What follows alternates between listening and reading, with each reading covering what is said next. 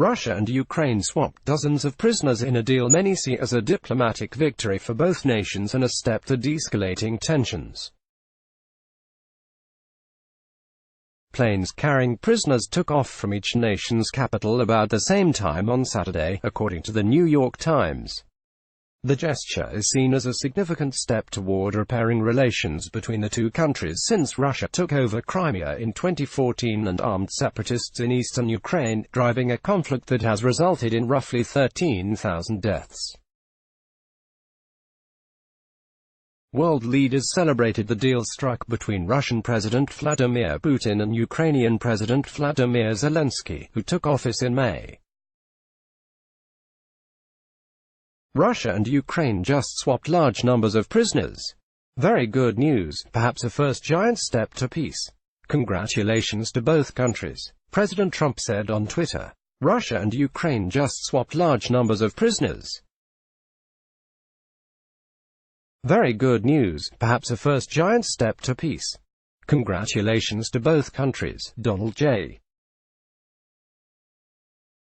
Trump at Real Donald Trump. September 7, 2019. German Chancellor Angela Merkel called the prisoner swap a hopeful sign. European Council President Donald Tusk also celebrated the trade.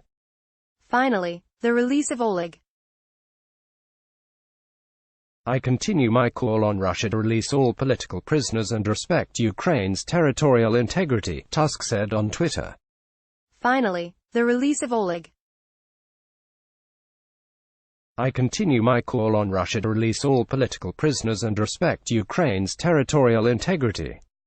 https://t.co/qp5hbrqeda. Donald Tusk at UK President. September 7, 2019. Ukraine is receiving 24 sailors who were detained by Russia in the Kerch Strait last year, as well as 11 other prisoners, including the Ukrainian filmmaker Sentsov. The filmmaker had been sentenced to 2 decades in prison on terrorism charges.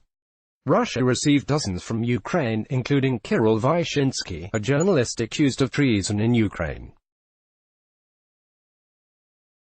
Ukraine also returned Volodymyr Somak, a suspect in the downing of a Malaysia Airlines flight over eastern Ukraine in 2015.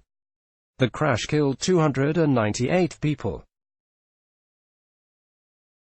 NATO spokesperson Oana Lungescu called the exchange a step in the right direction, but asked that Russia continues to fulfill all its obligations under the Minsk agreements, including the release of all prisoners. At the same time, it remains important to establish the truth and accountability for the downing of Flight MH17, in line with the United Nations Security Council Resolution 2166, the spokesperson added. Let's block ads. Why?